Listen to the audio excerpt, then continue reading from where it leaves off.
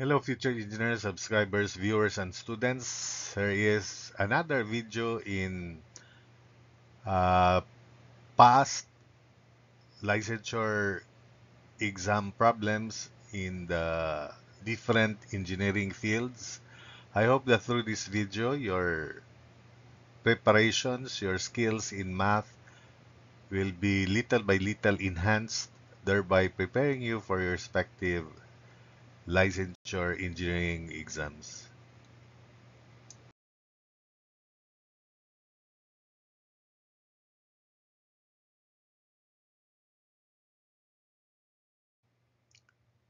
So, for the first problem, all these problems are about uniform motion, and the principles could be found in my playlist engineering review materials. You just look for uh, a certain topic there in algebra or in engineers in progress, particularly on uniform motion.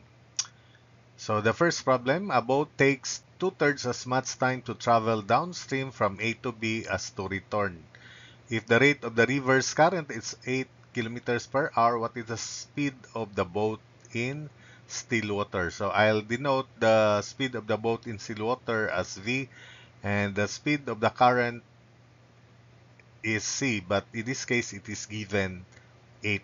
Moving downstream, the effective rate or speed would be speed in still water plus the current, and moving upstream it would be speed in still water minus the current.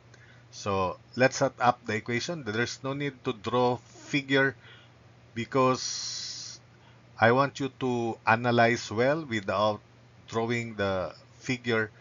You will have greater uh, tendency to understand, to develop easily if you solve problems by just imagining, not with this illustration. But for those who are uh, little by little learning and you want to start with the basic, you may draw the figure if you want, but try to understand the setup equations here. So we have here time to travel downstream is two-thirds of the time as to return. So time downstream is equal to two-thirds of time going up. Take note that time is distance over effective rate, effective speed. So going down, the effective speed is V plus the reverse current 8. So V plus 8, distance is distance A to B. If you want, over V plus 8, then equals two-thirds. Time in going up is time is distance in going back, B to A, divided by effective speed, which is effective rate, which is V minus 8. So again, distance AB over V plus 8 equals two-thirds of distance B to A over V minus 8. Now, take note that distance AB is equal to distance VA. Of course, we can cancel these quantities. Then, by cross multiplication, we have 3V minus 24 equals 2V plus 2 times 8, 16. So, 3V minus 24 equals 2V plus 16. 3V minus 2V is V, and 24 plus 16 is 40. Therefore, the speed of the boat in still water is 40 kilometers per hour. So, that's it for that first problem there. For the second problem, this came out in ECE licensure exam. A man rows downstream at the rate of 5 miles per hour and upstream at the rate of 2 miles per hour. These are already the effective speed in going down and going up. How far downstream should he go if he is to return in 7/4 hours after leaving? So we will denote the distance uh, going down, which is also distance in going up, as D. And take note that we have time in going down plus time going up is equal to 7/4. So that's the working equation. And we just define time. Time is distance over effective speed or effective rate. So in going down, the effective speed is speed in which is now given 5, then plus time going up, which is 2 miles per hour, distance over effective speed, which is 2 miles per hour. And it should be in hours. 7/4 is also in hours. So I denote the distance from the starting point to the point where uh, the man rose back as D. So D over 5 plus D over 2 equals 7/4. That's the equation. And using the calculator, D is quantity 7/4 divided by quantity 1/5 plus 1/2, and that is equal to 2.5 miles. Number 3, EE board. A jogger starts a course at a steady rate of 8 kilometers per hour. 5 minutes later, a second jogger starts the same course at 10 kilometers per hour. How long will it take for the second jogger to catch the first? So if you're going to analyze the situation, the second jogger can catch up the first because his speed is greater than the speed of the first jogger. However, they differ in time. The first jogger will have 5 minutes advance time than the second jogger. So if we will denote T as the time for the second jogger to catch up the first, then their distance should be the same. Distance of the first equals distance of the second. That's the working equation. Take note that distance equals speed times time, and they have different times. For the first jogger, the time is 5 over 60. Let's convert it in hour.